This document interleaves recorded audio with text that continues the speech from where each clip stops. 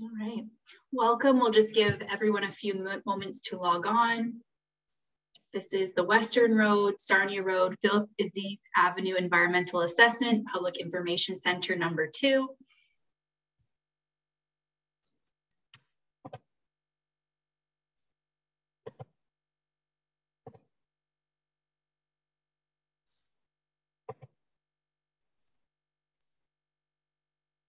Give everyone a couple more minutes and then we'll get started.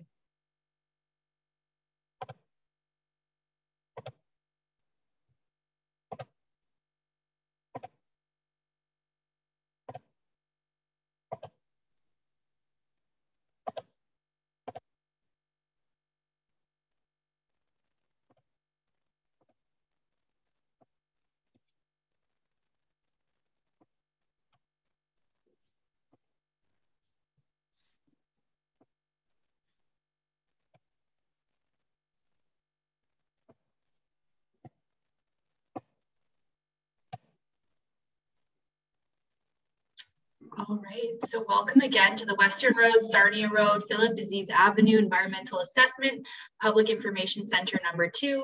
I'm going to get us started with a land acknowledgement tonight. We acknowledge that we are gathered today on the traditional lands of the Anishinaabe, Haudenosaunee, Unapawak, and Attawandaron peoples. We honor and respect the history, languages, and culture of the diverse Indigenous people who call this territory home. We acknowledge all treaties that are specific to this area.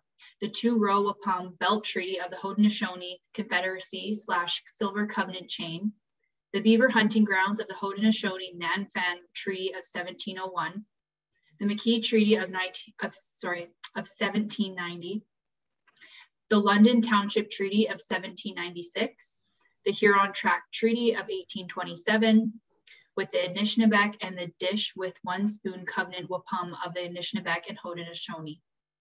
The 3 Indigenous nations that are neighbors to London are the Chippewa of the Thames First Nation, Oneida Nation of the Thames, and the Munsee Delaware Nation, who all continue to live as sovereign nations with individual and unique languages, cultures, and customs. Before we let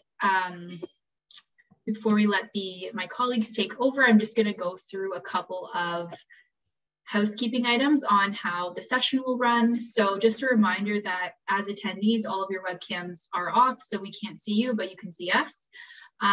We will be using the Q&A button for questions, so feel free to type one in at any time and our team will address them all at the end. We'll have a bit of a question and answer period. We are recording this meeting, so it will be available online afterwards for you to share or rewatch if you'd like. And yeah, let me see if I have any other reminders. We have disabled the chat box, so again, just keep all of the comments just to keep them in one place in the Q&A. And of course, if you have any technical difficulties or want clarification on a question, please feel free to type it in there as well. And I will be behind the scenes recording. My name is Megan Fontaine. I will be moderating. I'm from the Communications Department at the City of London. And now I will hand it off to Carl. Thanks, Megan. Yes, my name is Carl Garbowsky. I'm from the Transportation Planning and Design Division of the City of London. I am the program manager, and I'd like to welcome everyone to the meeting tonight, and hope you learn a few things of where we're at now and what's being proposed. I'll introduce the other city members with Jane Fullick. She's the project manager, also from Transportation Planning and Design. And Kyle Ganyu, who's not in the pictures here, but he's joined us. He's the heritage planner with the city. Our consultant on this project is AECOM. They had participated in this project right from the start, and past projects along Western Road as well, so they got a good background. John Pucchio is our project manager from AECOM. To join him, there's Paul Adams and Carl Grunez. So I'll hand it over now to Paul to work our way through a few of the slides. Thanks, everyone. Thank you. Thanks for showing up, everyone. So a quick agenda for the evening. We've already done the introductions. Next, we'll get into the purpose of the meeting. The presentation we're hoping will be around 45 minutes. And then at the end of that, we'll have a question and answer period. So the purpose of this public information center is to introduce the project to anyone who hasn't been a part of PIC1 or is new to the project. We'll provide an overview of the municipal class environmental assessment process.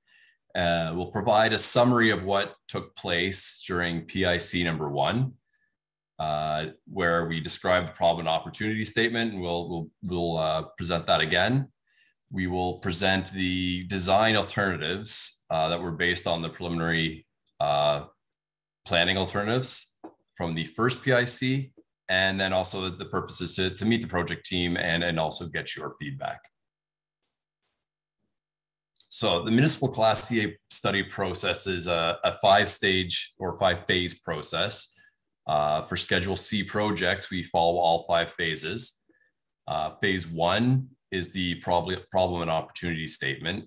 This is where we review the background studies, take a look at the area, and figure out what exactly are the problems and the opportunities for this area.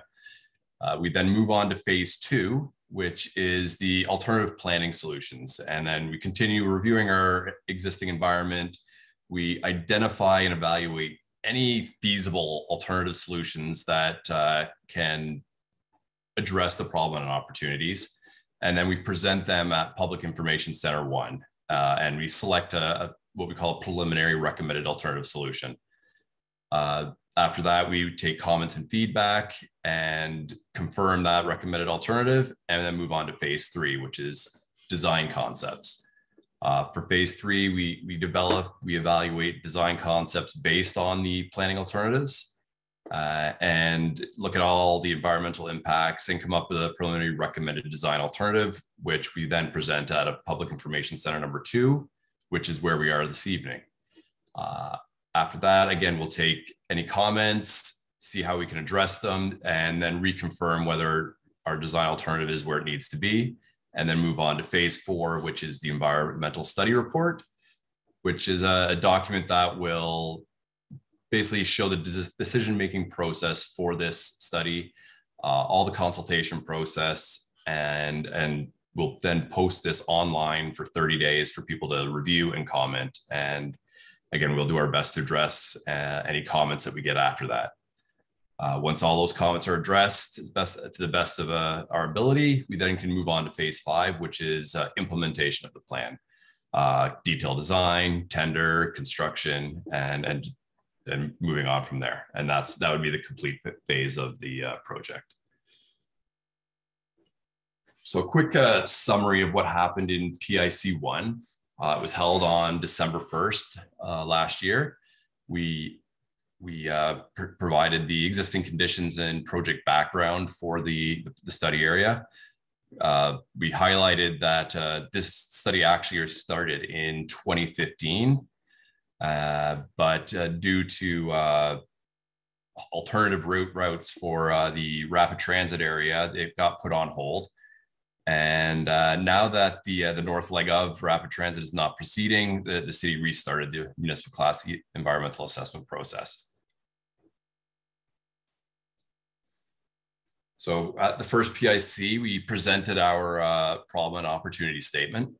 The main problem was the City of London Transportation Master Plan. It identified this area, this intersection needed to improve in the next 5 years.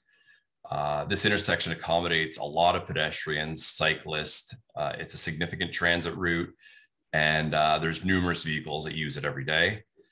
It experiences traffic congestion, there's safety concerns, there's delays, and the level of service is decreasing for all users. And if it's not addressed, it'll just get worse. And also in the area, the existing storm drainage in this area does not meet current design standards. So there are upgrades that are required. Now the opportunity for the project, we have an opportunity to develop a range of planning and design alternatives that we can then evaluate that can improve pedestrian and cyclist facilities, improve intersection operations, and provide additional capacity. We can also improve continuity with the north and the south legs of Western Road where works have already been completed, and provide continuity between those two areas, and also address the stormwater drainage issues in the area. This process gives us also the opportunity to consult the public, agencies, and solicit feedback to help us select the best plan for the future. There also has an opportunity now to follow for this area, the City of London's complete street guidelines, the urban design guidelines, as well as take a look at the University of Western's master plan vision to help create a gateway to the campus. And lastly, we're trying to gives us an opportunity to create a street or intersection that is functional and comfortable as possible for all users. And that includes students, children, seniors, cyclists, everybody who uses the road. So the recommended planning solutions that came out of the first PIC, we looked at a number of different planning alternatives, and none of them actually single-handedly addressed all of the issues. So it became a combination of 4 alternatives. So the main combination is expanding pedestrian cycle and transit use, increase operational improvements, improvements to access management to places, destinations in the area, and also improvements along the Philip Aziz Avenue portion of the intersection. So now I'll turn this over to John, and he can take over from here. Thank you, Paul, and good evening. This environmental assessment covers the area illustrated in this figure. In the north-south corridor, the area includes Western Road from Huron College entry at the north limits to Platts Lane at the south limits. In the east-west direction, the area includes Sarnia Road and Philip Aziz corridor from Slayholm Avenue at the west limits to the Thames River at the east limits. We would like to note that the section on Sarnia Road from Coombs Avenue to Slayholm Avenue was added to the study area after PIC 1. This was essentially done to consider connectivity to existing cycling lanes located on the west side of Slayholm Avenue intersection.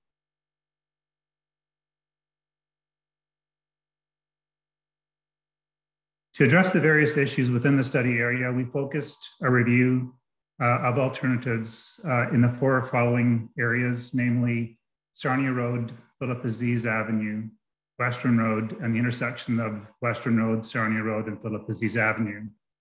We will review each of these 4 areas in more detail in the slides to come, but I'll just touch upon them briefly here for summary purposes. For Western Road, we looked at maintaining the existing road section with sidewalks, but with no dedicated bike lanes, versus a road section that included bike lanes. The alternative with bike lanes is being recommended. For Philip Aziz, we looked at a full urban cross-section with vehicle lanes, bicycle lanes, and sidewalks, combined with various alternatives for the entrance to Philip Aziz heritage property on the south side. The alternative with a slightly relocated entrance to the property is being recommended. First, Western Road, we explored a number of alternatives, and all 4 alternatives listed here are being recommended, including extension of the southbound turn lane from Western Road to westbound Sarnia Road, additional dedicated bus bays along Western Road, active transportation improvements, that included adding bicycle lanes and widening sidewalks, and finally maintaining active transportation improvements within the right-of-way. Finally, for the Western Road, Sarnia Road, Philip Aziz intersection, we explored the potential for roundabouts, tunnels, overhead structures, multiple northbound turn lanes, and different types of pedestrian crosswalks. A single northbound lane is being is being recommended, as well as a standard pedestrian crossway with enhancements to safety and movements.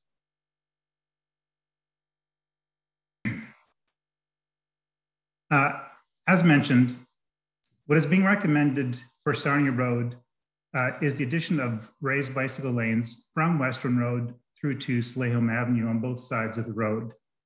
This section illustrates the current 4-lane configuration with raised bicycle lanes ranging from 1.8 meters to 2 meters in width, as well as 1.5 meter wide to 1.8 meter wide sidewalks along the distance, along the duration of Sarnia Road. The active transportation improvements were made possible by the relatively generous right-of-way lines along Sarnia Road. There are no major overhead utility relocations. There are, however, some minor works involving relocation of guy poles, for example. There is a minor loss of trees along the corridor, which can be offset with replanting. There's also a small property requirement on the north side, and in general, bus stops will be reconstructed similar to their current alignments. The next 4 slides illustrate the concept layouts along Sarnia Road, starting from the west end at the top left slide and moving easterly as we get to Western Road. We'll just pause briefly on each slide, but they will be included in the posted slides on the city Get Involved website for further review. In general, the images are read top to bottom and sequentially as the slides follow. I would like to note that these, as well as other slides presented, are concept drawings only. Along the process to construction in 2 to 3 years' time, detailed design is required to further define and detail these arrangements. And the final arrangements may slightly differ depending on design development, changing design guidelines, and other factors along the way. So perhaps probably just advance some of the slides here slowly, and we'll just give some pause between some of the slides. So essentially, you can see the green is the raised cycle track, as well as the orange being the sidewalk along the route up to the intersection. We'll have more to say about the intersection later on in the presentation. In terms of Philip Aziz Avenue extends from Western Road intersection down to the Thames River. It does connect to private roadways at the east end from the university campus at Huron Drive on the north side and the northeast side, and the Huron Flats parking area on the southeast side. Currently, there are 2 narrow lanes, one in each direction, and a short westbound left turn lane onto Western Road. There are no sidewalks, no bike lanes, and not much of a shoulder to speak of. There is a gated and retaining wall along the north side, and the entrance to Philip Aziz Heritage property on the south side, which is illustrated in this photo. There is an overhead hydro line along the south side, and in general, there is a storm sewer that's below the roadway that outlets towards the Thames River. As mentioned, what is being recommended is an urban cross-section with a reconstructed and realigned Philip Aziz property entrance. This section illustrates a 2-lane configuration with a center turn lane, which would be increased in length compared to its current status. Raised bicycle lanes, 2 meters in width, as well as 2 meter wide sidewalks are being proposed. To facilitate the widened section, retaining walls will be required on both sides of the road. This will mean a loss of existing vegetation along both sides. However, we'd like to note that there are no species at-risk trees along these sections. As mentioned, that overhead hydro line on the south side of the road will require relocation. And those options are being explored currently with London Hydro. There is some property requirement for taking that's required along both sides of the road, but fairly minor. And finally, that one bus stop that's located just east of the Western Road intersection will be reconstructed. Again, this slide illustrates the concept layout along Philip Aziz, starting at Western Road at the top left slide and moving easterly as it ties into Huron Drive at the east end. Again, this slide will be included in the posted slides on the city website for further review. I will also note that the entrance to Philip Aziz is not shown on these slides, but we'll dig into that in the next slide.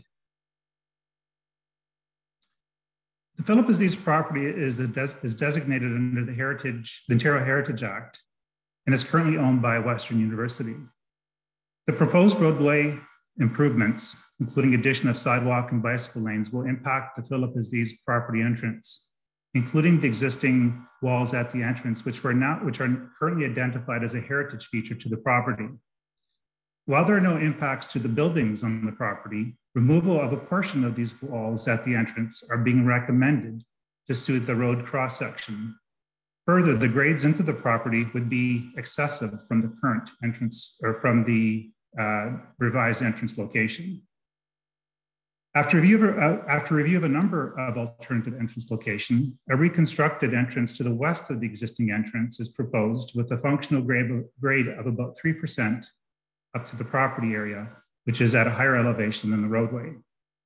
Other improvements are being reviewed and may include grading modifications and vegetation removal to improve sight lines to the west side of the property, including those various heritage features that are on the property. Consultation with the university is ongoing, but this slide generally illustrates the development of the concept for the entrance arrangement. Further discussions will be required to determine the arrangement of the wall reconstruction, particularly potentially as a similar feature to what currently exists. Of course, this will all be subject to a heritage impact assessment once that final arrangement are agreed upon with the university. As briefly touched upon before, upsizing of the stormwater sewer along Philip Aziz is necessary. The stormwater sewer will originate from Western Road for a short distance and flow to the main trunk on Philip Aziz and onto a new outfall at the Thames River. There's an existing outfall originating on Philip Aziz, which is shown on the slide there to the left, as well as a stormwater outfall originating from campus lands, which is the one to the right being the north side of the slide. So upsizing of the stormwater sewer is proposed to a 1.5 meter diameter pipe, which will require a new outfall entirely.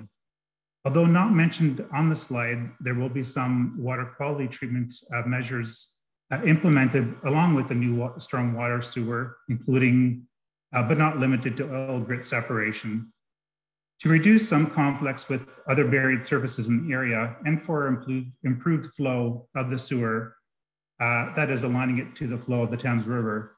Relocation of the outlet is proposed some 50 meters downstream of the existing sewer. Capping and abandonment of the section of the existing sewer and outfall is also proposed, but the current campus outfall will remain functional in its current location. The work will require a section of property as highlighted on the image in yellow. And of course, our work will be sensitive to the critical habitats in the area under the Species at Risk Act, including the silver shiner and the black-red horse fish.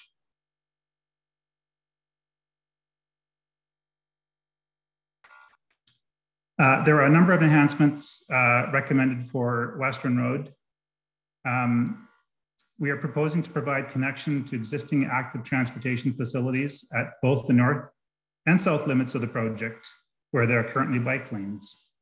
This section illustrates the current 4-lane configuration, along with the turn lane at the center, with raised bicycle lanes on both sides, ranging from about 1.8 meters to 2 meters in width, as well as 2 meter wide sidewalks.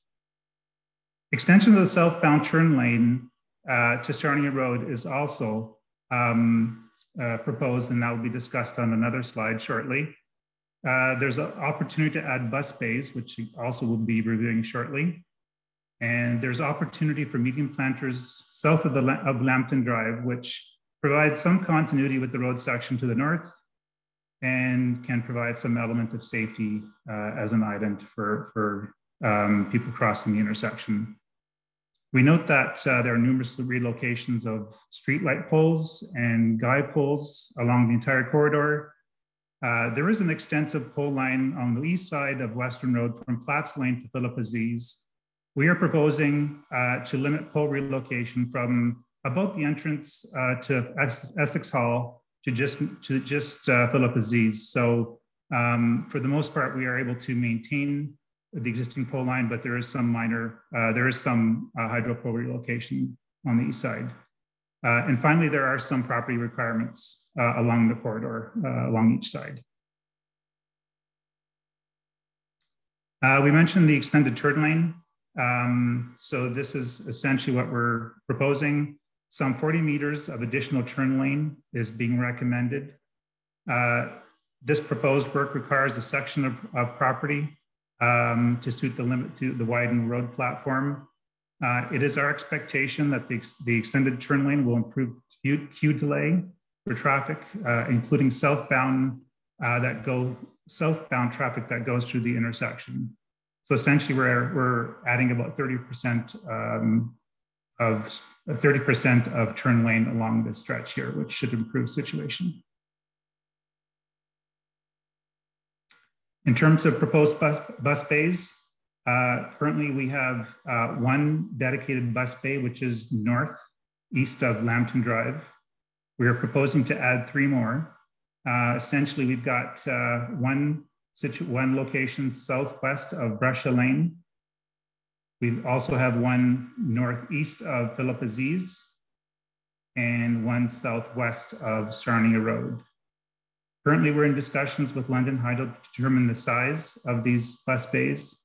Right now, the way they're shown, they're all single bus bays with the exception of number 4, the one that's located southwest of Sarnia Road. That would likely be enough capacity for 2 buses there. But again, this requires confirmation and ongoing discussions with London Transit.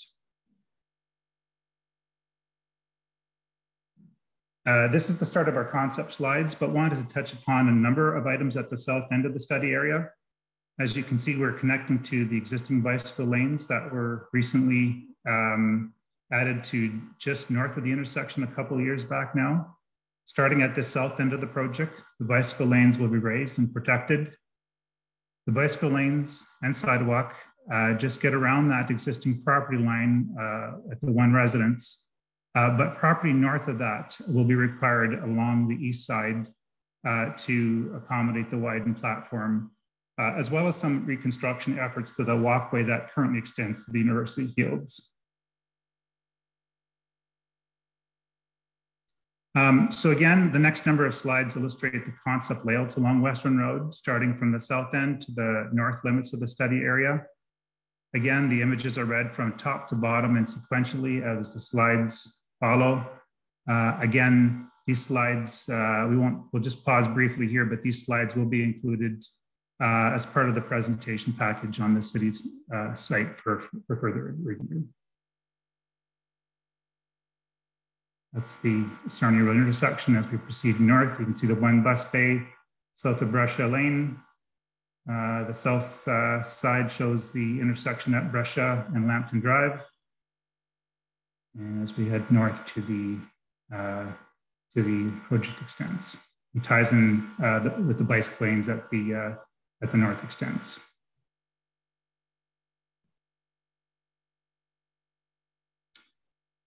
So the next part of our presentation looks into the alternatives for the Western Road, Sarnia Road, Philip Aziz intersection. But first, just an overview of the existing traffic conditions at the intersection. We have fairly substantial traffic counts in the area.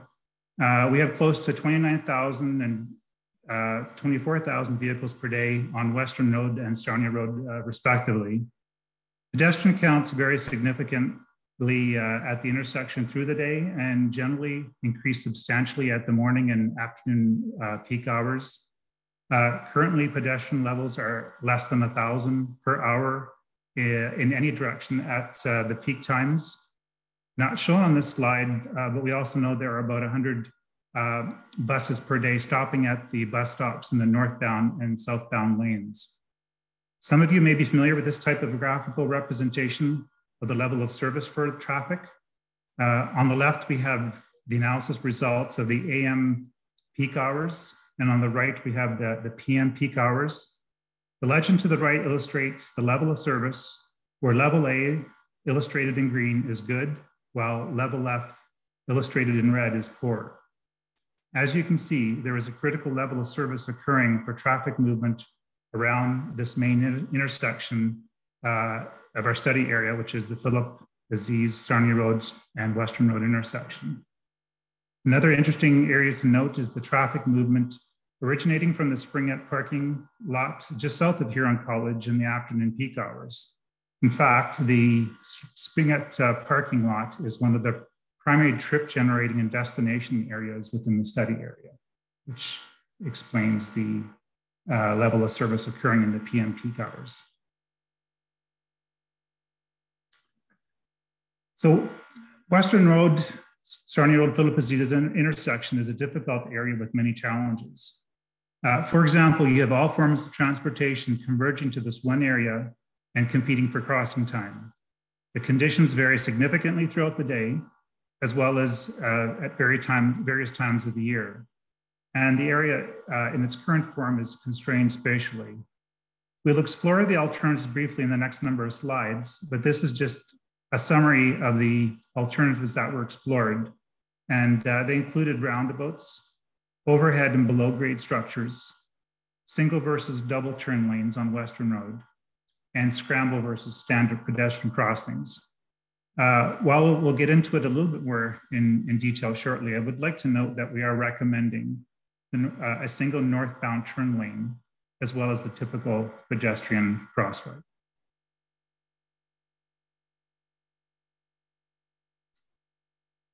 A number of roundabout alternatives were reviewed, including this illustrated arrangement.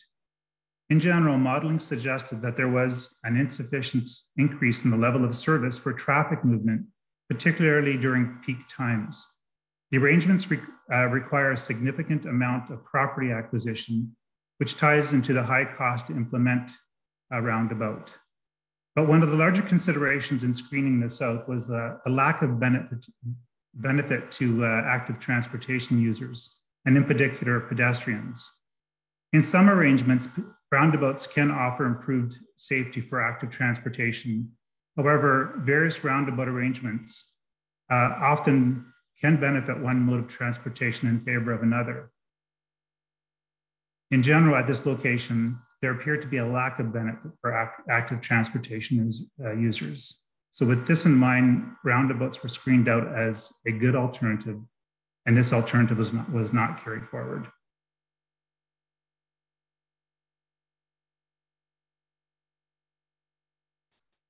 A number of pedestrian tunnel arrangements were also reviewed, including this illustration here. One key consideration to keep in mind is the number of buried services within the intersection itself, including sanitary and stormwater sewers, which rely on gravity flow and cannot be diverted easily in favor of a varied structure. So other considerations which contributed in screening this alternative out included essentially the dependence on convenience and related walking distances to the intersection.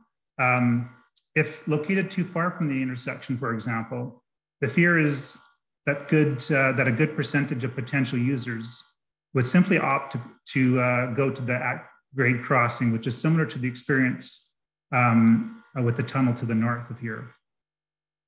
Generally, tunnels raise safe city concerns, such as restricted sight lines and access points. Also, a significant property acquisition is required on each side of the roadway to facilitate the required long ramps. And the ramps are required to ensure accessibility requirements for all users that it needs to be considered appropriately. With that in mind, tunnels were screened out as a good alternative, and this alternative was not carried forward. Overhead pedestrian structures were also screened out. Similar to tunnels, convenience is a large consideration. Instead of traveling up a long ramp, many users may just opt to cross at grade. From a practical perspective, the structure would need to be fairly high over the road at about 6 meters to account for clearances over the roadway as well as structural depth. And at an 8% ramp slope, you get into fairly long ramps in the order of about 75 meters. So these long ramps are a significant change to how the layout and function of the intersection would be. and require a significant amount of property. So we screened that option out. We also looked at the double turn lane option. This was screened out as well. Modeling found that there was minimal improvement to the vehicle level of service. In fact, it was the opposite with the reduced level of vehicle service on off-peak hours. So that was actually detrimental in the off-peak times. The double turn lane also represented a negligible difference in the pedestrian level of service when compared to single turn lanes. And finally, the double turn lane does add to travel distance and pedestrian crossing time. So that was screened out.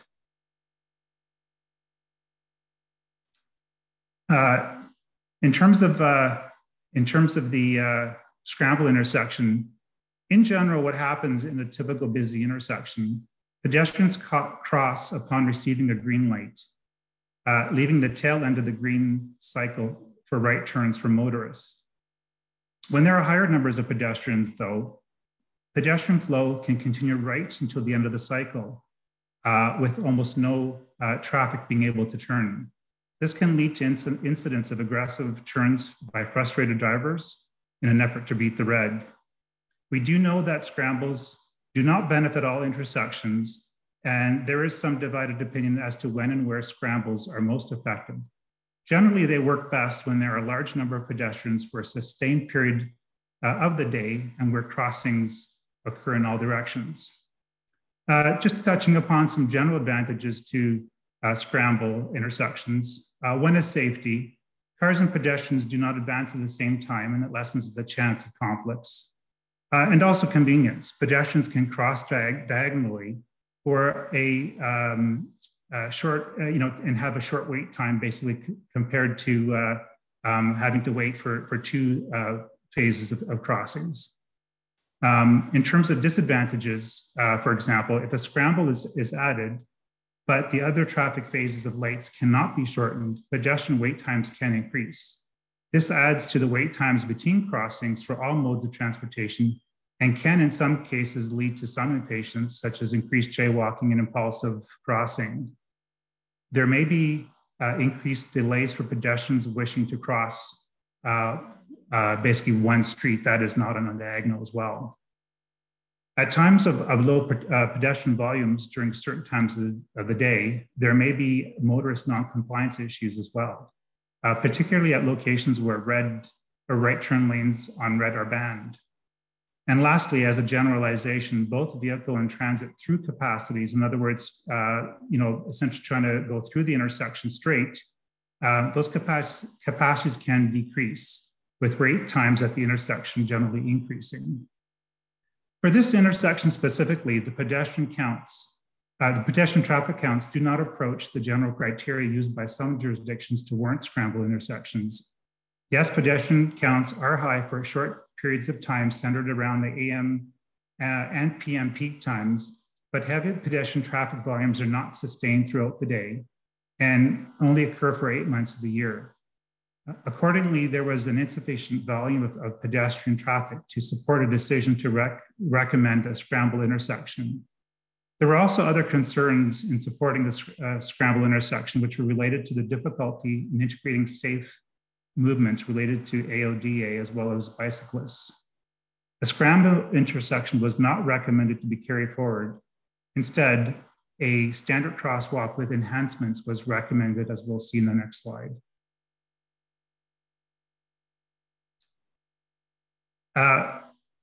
A design concept for this intersection is illustrated on this side with the following enhancements. For pedestrians, we are increasing sidewalk widths leading up to the intersection to 2 meters. The crossing width for pedestrians will increase to a 5-meter width, which will facilitate higher pedestrian movement during busy times from one side to the other.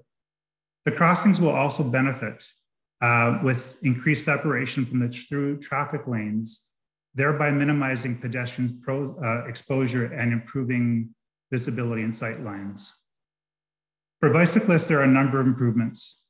We'll have 1.8 to 2 meter wide dedicated bike lanes with improved connectivity through the intersection.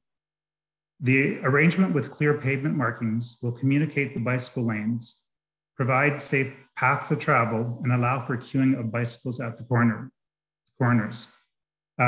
The tighter radius at the southwest corner, for example, should have the effect of reducing vehicle turn speeds, but a concrete apron will also permit rollover for larger truck movement if necessary. For vehicle movements in general, we anticipate improved through traffic flow with dedicated bus bays on the far sides of the intersection, as well as the benefit from the added queue lane on the right southbound turn lane, and as well as potential signal optimization for the intersection at large.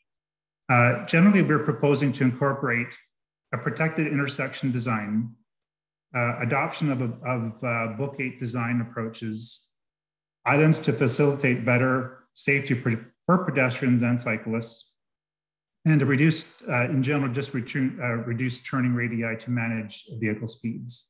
So we think that all these enhancements will definitely benefit this intersection. We haven't touched upon some of the other important elements of the work, so I'll just briefly mention them here. There is water main, there's a requirement to replace the water main on Western Road from Platts Lane to Sarnia Road. That essentially extends some of the work that was done previously to the project on the south. There was a sanitary sewer connection from the current sanitary lift pump station at the east end of Philip Aziz, which needs to be connected to the sanitary sewer on Western Road. So that can be done during the Philip Aziz Avenue improvements. We did mention there would be a new storm sewer, including a short leg on Sarnia Road and a limited run on Western Road and down Philip Aziz to the new outfall at the Thames River. And in general, there would be replacement of some street lights, hydro poles, particularly on Western Road and Philip Aziz Avenue.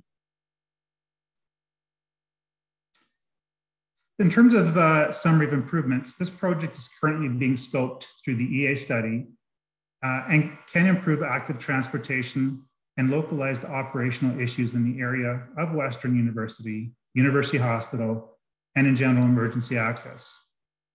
This project will improve mobility and access for major destinations while also examining connectivity and improved safety for active transportation. Improvements to drainage infrastructure will also provide opportunities for increased resiliency to respond to climate change. And as we finalize consultation and identify the EA recommendations, the project will be reviewed in a consistent manner with the city emergency screening process, climate emergency screening process, and documented in the environmental study report. Essentially, highlights of the improvements include, again, to reiterate, the wider pedestrian sidewalks with greater waiting areas at intersections, protected bike lanes and connectivity throughout the corridor. That's along Western Road, Sarnia Road, and Philip Aziz. General intersection improvements with respect to safety and flow, new bus bays along Western Road, and stormwater sewer improvements.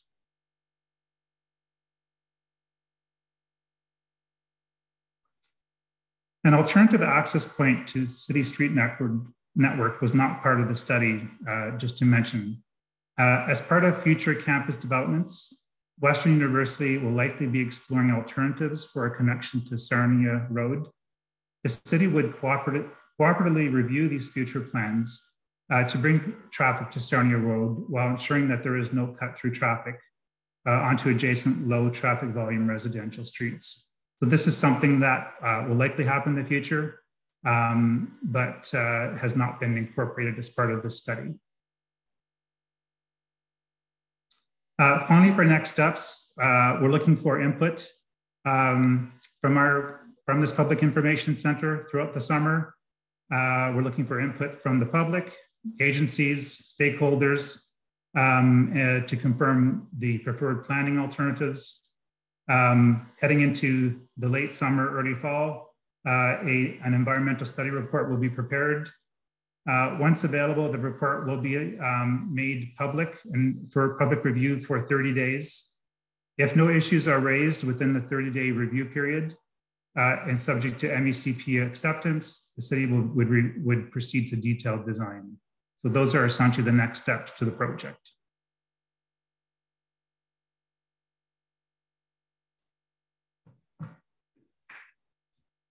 And finally, I guess I'll just mention that your participation is welcome. You may ask questions, leave comments on the City Gets Involved webpage that's listed there. You can review the latest documents and you can access a recording of this meeting. At any time, feel free to reach out to Carl Garbowsky, which is the program manager who you met at the beginning of the presentation. And is certainly here to answer any questions as well as myself. And appreciate your attention. And I guess we'll open it up, Megan. Awesome, thank you. Yeah, so now we'll open up the Q&A session. We do have a couple questions already coming through, so I'll start to go through those and feel free to type any in along the way. Okay, gonna start with a couple about bus bays and buses. So why are so many bus bays being proposed along Western Road? I've always understood that bus bays reduce schedule adherence because car drivers do not always let buses back into the traffic.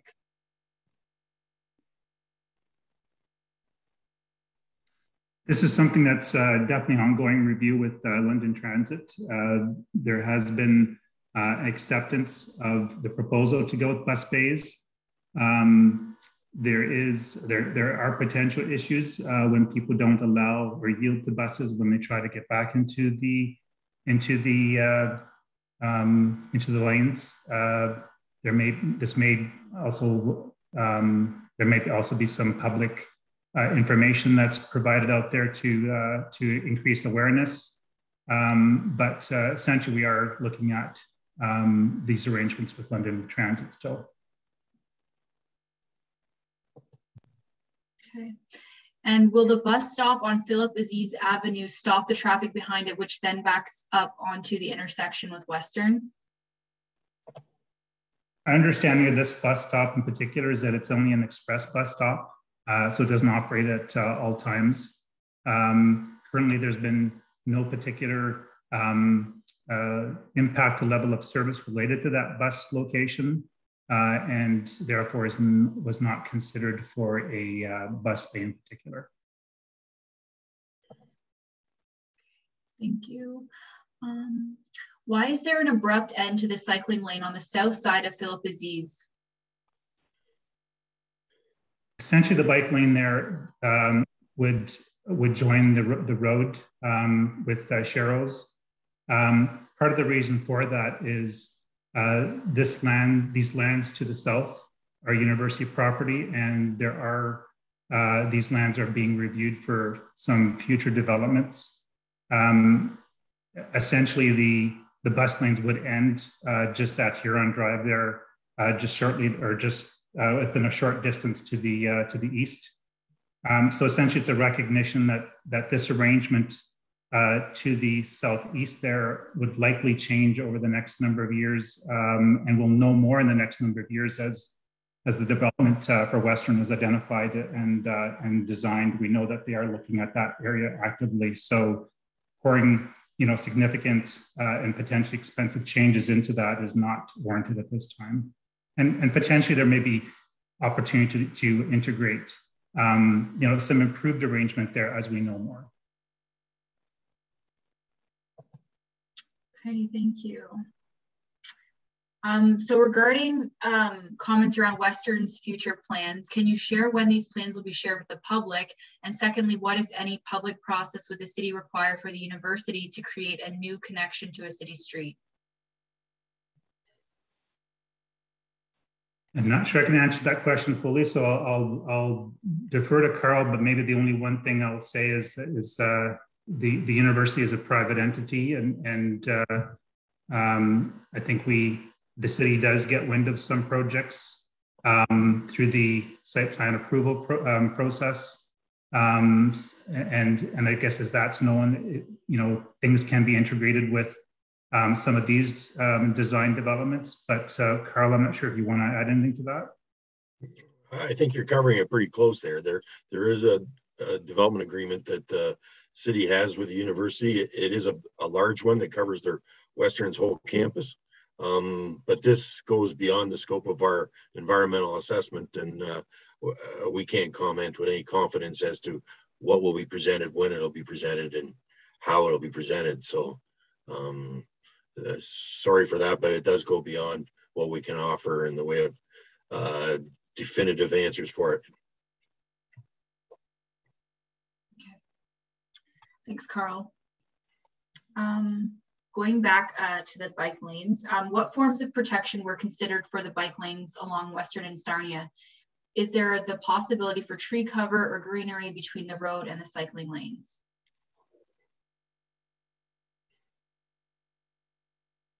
There is a limited platform to work in. We were, as much as possible, trying to keep it within the right of way, which we have been reasonably successful in that endeavor. Separating the, currently they're essentially along the curb. There is some separation, I think, in some local areas, but to add that space would require some property taking along the route and other disruptions potentially to pole lines and other facilities. So I guess there was some limited opportunity to provide that separation. Carl, any other thoughts there? It is a tight right of way. The roadworks that we had introduced a few years ago, north side of Huron College, did include cycling lanes, but they were on the road. What this environmental assessment is proposing, it'll be behind the curb on the boulevard, which again is tight. And we'll work with the university for planting trees along the way, but there isn't much space between the sidewalk and the curb to be able to accommodate both trees and a cycle lane. Our experience with Western on the last phase was that they would prefer to have the trees planted beyond or behind the sidewalk and possibly along their property line.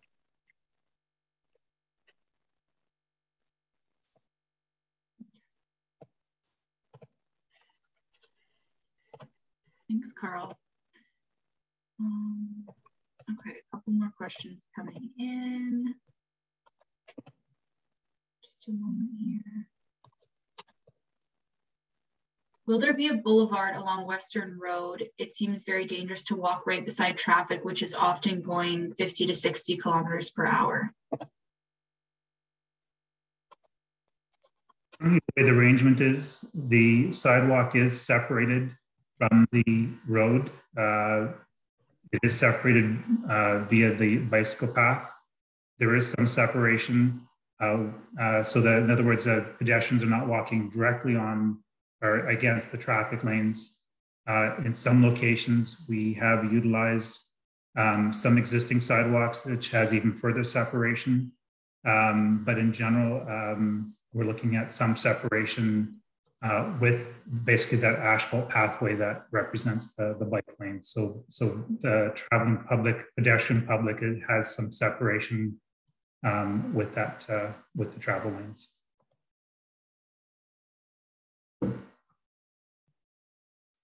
Thank you. Will there be additional physical traffic calming measures to limit approaching and turning speeds from Sarnia southbound to Western and from Western to Sarnia, like a raised crossing or protective bollards? For this level of street, having traffic calming measures are not generally favored.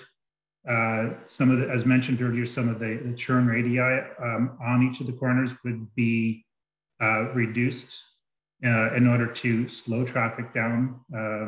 That does have an impact of slowing traffic down, but in terms of adding bollards or adding or basically speed bumps or any of those kind of measures, you would not have that on this kind of level of traffic or street classification. And John, to add to that, there is other measures for the pedestrian to be safe a raised option that has been suggested here would provide added safety for the pedestrian, but there is other measures there to improve the safety for the pedestrians.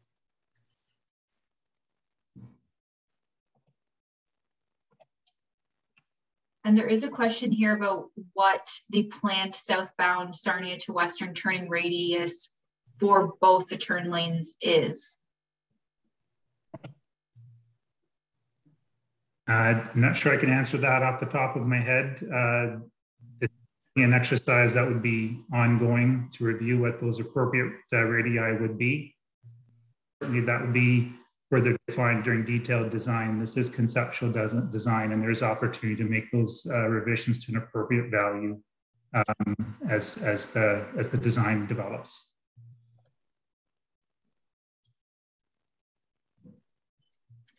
Thank you. Okay.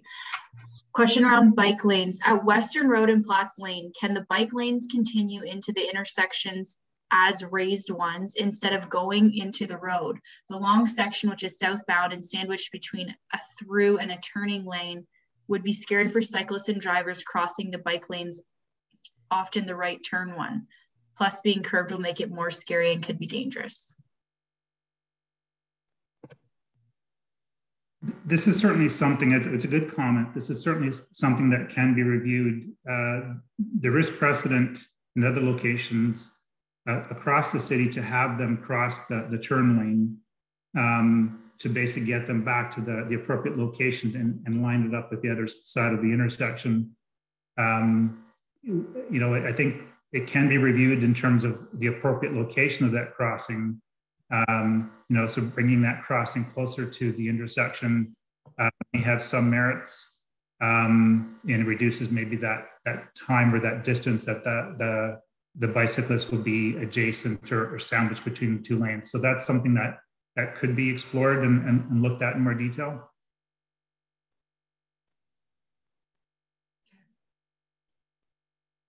right, we'll continue with some additional questions.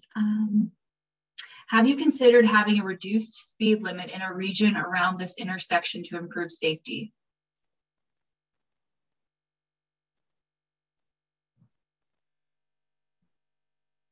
Carl, I'm not sure if you want to field that one. At this point, there hasn't been a consideration to reduce the speed at the intersection, and it'd be hard to reduce it just in the intersection. It would be, in an arterial road, an intersection like this, it would be hard to introduce. There has been other areas of the city where there has been speed reductions, and maybe by the time this construction and introduction occurs, we can look to make those changes. But at this point, there is no speed reduction anticipated. We do anticipate some general speed reduction just with the proposed traffic lane widths. We hope that does have the benefit of reducing traffic speeds in the area.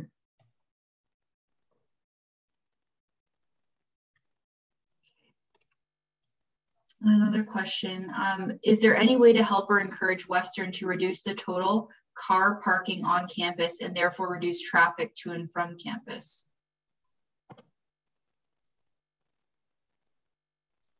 I guess for my comment on that, and again, Carl may have some other comments, I believe Western is aware of that in general. Certainly for their part, they're looking for, have acknowledged that and are looking in the future potentially to look at an alternative access to remove traffic away from, for example, this major intersection. But the city hasn't mandated that they have to reduce the number of parking spaces within the campus, and that could be a future discussion with them, but that again hasn't been part of the environmental assessment at this point.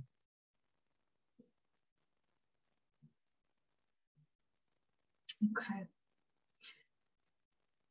All right. Okay. For the plaza in the southwest corner of Western Sarnia, why do some lot entrances have raised sidewalks / cycling lanes while others don't? Will all 5 entrances to the lot be kept, or could some be closed? Sorry, Megan, can you just repeat that one? Sure. For the plaza in the southwest corner of Western Sarnia, why do some lot entrances have raised sidewalks / cycling lanes while others don't? Will all 5 entrances to the lot be kept, or could some be closed? So it's southwest of the intersection? Yeah, that plaza on the southwest there. I believe. Metrocan. Yeah. Right. I believe the intention was to keep all those entrances to maintain the service level within those properties. I mean, this is a raised area, and of course, it'll have to be integrated with those entrances. But the idea was not to interrupt those service levels to those plaza areas. And the cycle lane and the sidewalks will extend through those entrances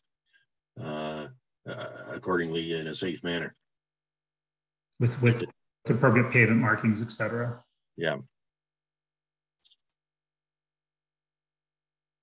There is just a comment here around it would be nice for the changes of bike lanes from on-road to raised ones south of Platts Lane and Western instead of north of the intersection.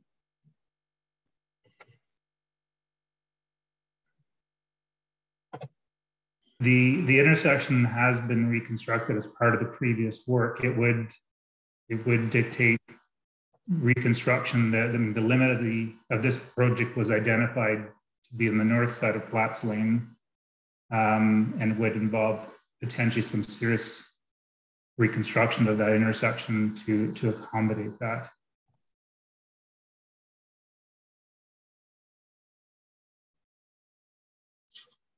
Okay.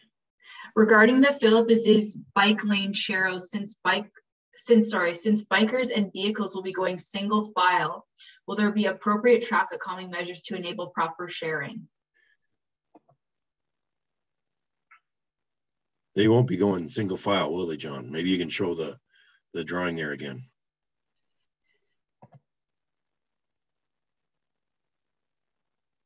Go to the end of maybe the Philip Aziz call.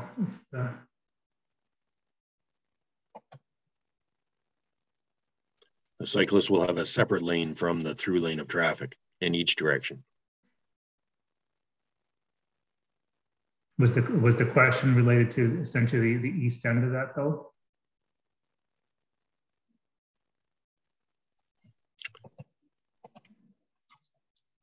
Okay.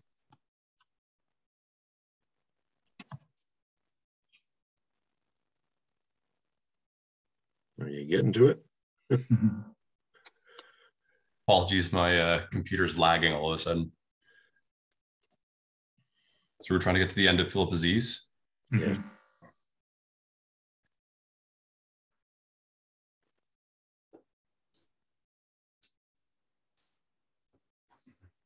Basically there. I see what the question is, where the sharrows and will merge with the lane of traffic.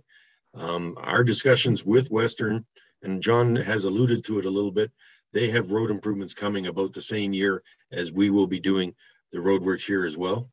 Their improvements are planned on the south side of the road, but also improvements into the Philip Aziz as well. So I would expect that the cycle lane will extend down and connect into Huron on both directions.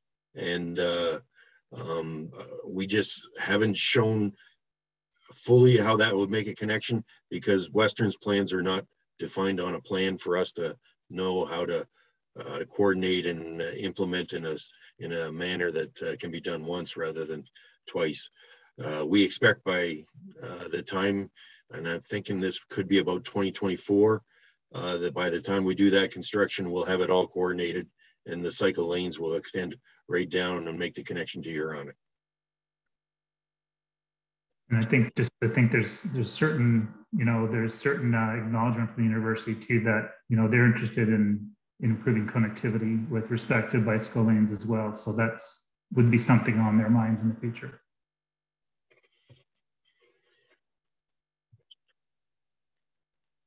Okay. One more question here, and then we'll kind of get into the construction schedule because I'm seeing a couple comments around that. Were there considerations made to reduce traffic moving through Philip Aziz that isn't university bound? Currently, no, that was not considered as part of this work to limit traffic into that area. We know that there is a major university parking lot in the area, or in that area there at the end of Philip Aziz. And certainly that would definitely impact potential university plans for that area.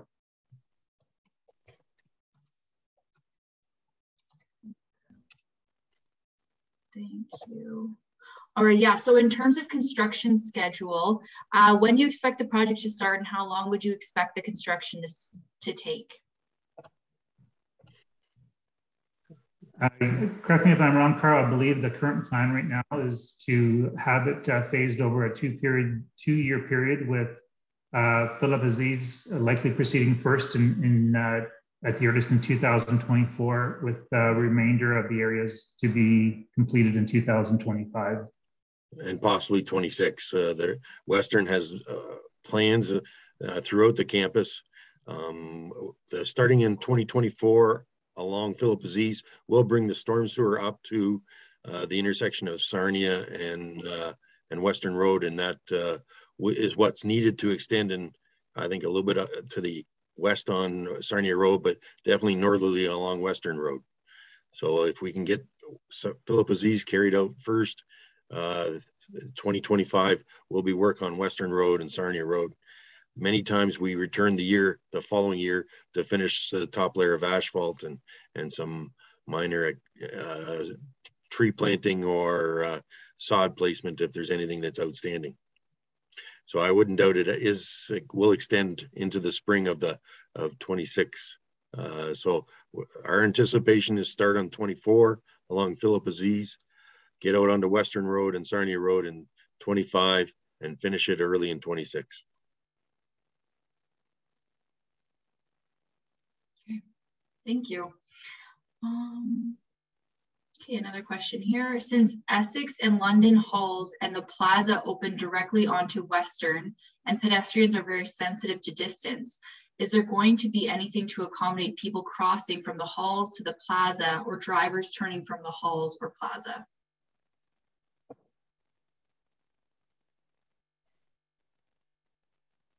Sure, I'm clear on what that question is referring to.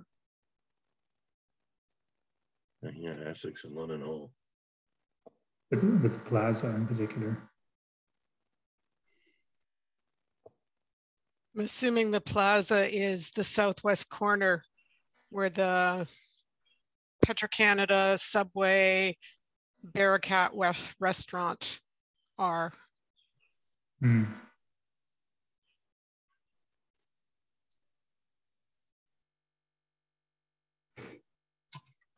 So should we show the intersection again? And maybe go back to the question. Yep, I can read it again, and I've asked for clarification. Since Essex and London Halls and the plaza open directly onto Western and pedestrians are very sensitive to distance, is there going to be anything to accommodate people crossing from the halls to the plaza or drivers turning from the halls or plaza? If the suggestion is that if there's anything to accommodate pedestrians to cross the street at an alternate location to the intersection, I would suggest no. There is one further south to the Althouse entrance. There's another crossing there, but in terms of another mid-block crossing, there was no plans to add another one there.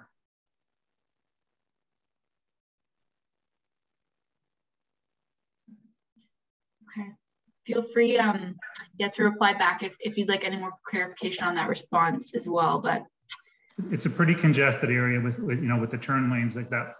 That left turn lane, for example, as we know, is got significant queues at certain times introducing another crossing mid-block there would certainly provide some challenges if that was the case. And increased congestion at the intersection, depending on the timing of activation, for sure.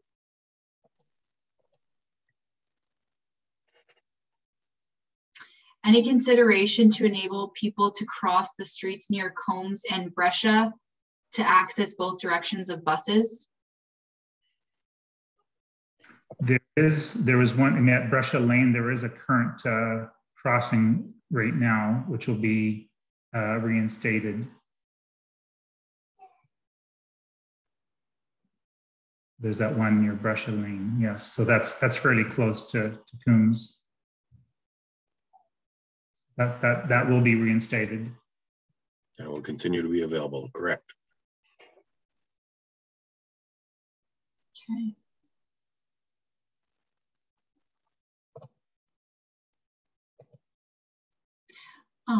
Question that came in via email, just going to go back to it. Will the crosswalks have a texture to them like the intersection of Western Road and Platts Lane?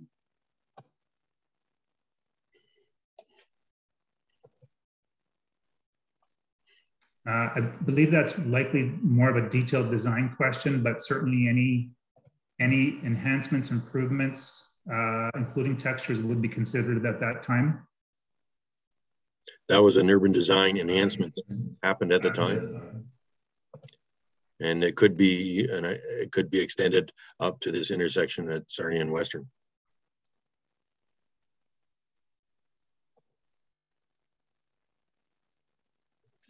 Okay. Right, no other questions in the queue right now. We'll give everyone a few more minutes if anything comes to mind. In the meantime, I'm going to launch a short poll just to find out about people's preferences for doing virtual webinars versus in-person events like this. So I'll just launch it quickly, and if you could just take a moment to answer, that's super helpful for the engagement team.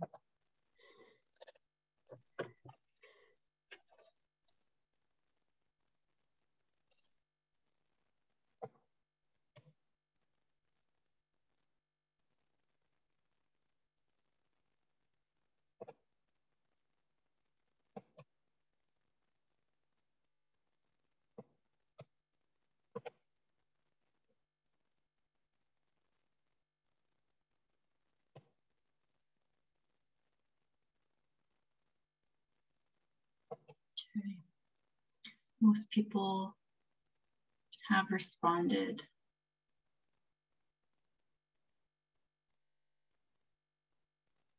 So again, trying to figure out moving forward if people would like to see engagement happen both online and in person, just online, just in person. So trying to figure out what the right mix is. So thank you to everyone who answered. I'll end that poll. It does look like most of you would have came either way, but this is good information for us.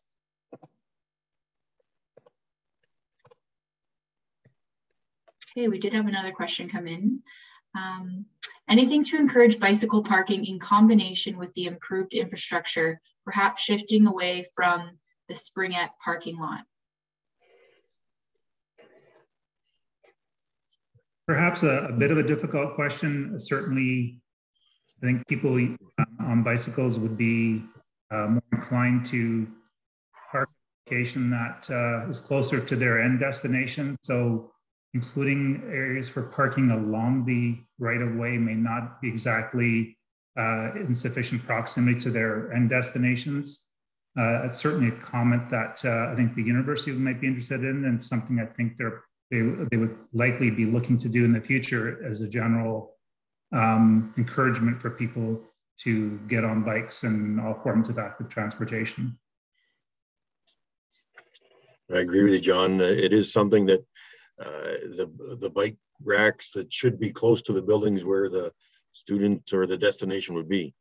Putting them out on the right of way has them quite a distance away, and it would mean more widening would be required to accommodate the project and have it on city lands, which isn't generally favorable from the university's point of view.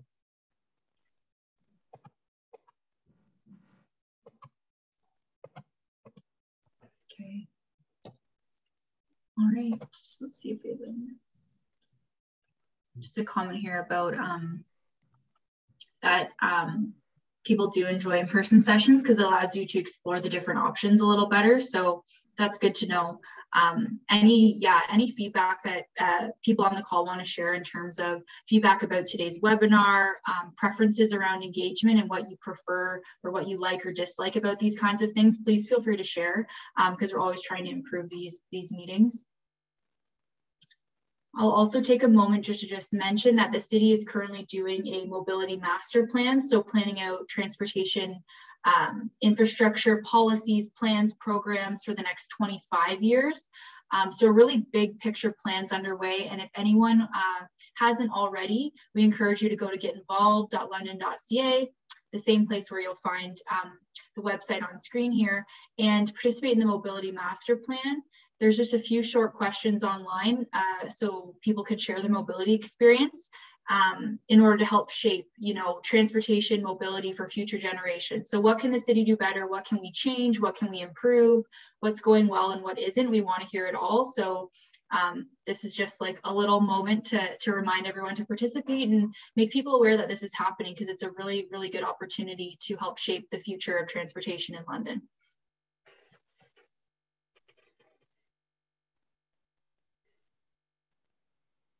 Okay, a couple comments coming through with regards to engagement. So thank you. I'm seeing those all and appreciate it.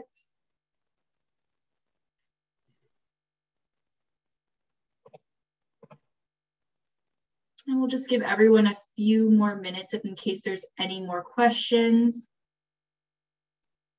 And I see we have Councillor Hemu on the call, so thank you again for joining us as well.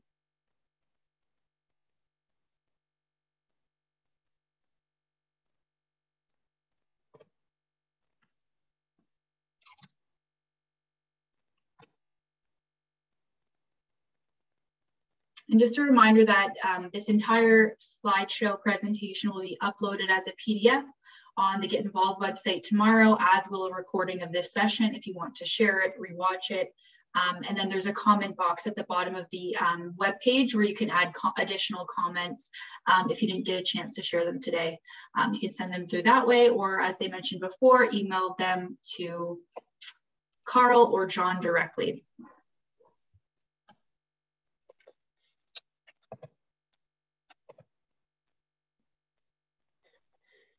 All right. Yeah, so kind of a final call if there's any last questions. And like I said, you can always email the project team or type them in online and we will get back to you with an answer. Yeah. Any final comments from the project team or should we wrap it up? Looks like we don't have any additional questions at this time. I think the questions have been good. John's presentation hopefully answers most of them, but as you mentioned, John and I are still available if should there be questions that you think of tomorrow or next week. So feel free to share them with us and we will answer them the best as we can.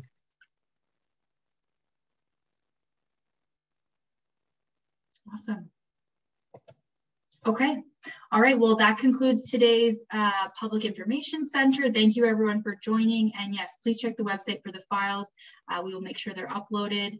And yeah, have a great evening. Thank you everyone for participating and for joining us tonight. Thank you. Bye. Thanks everyone. Bye now. Thank you.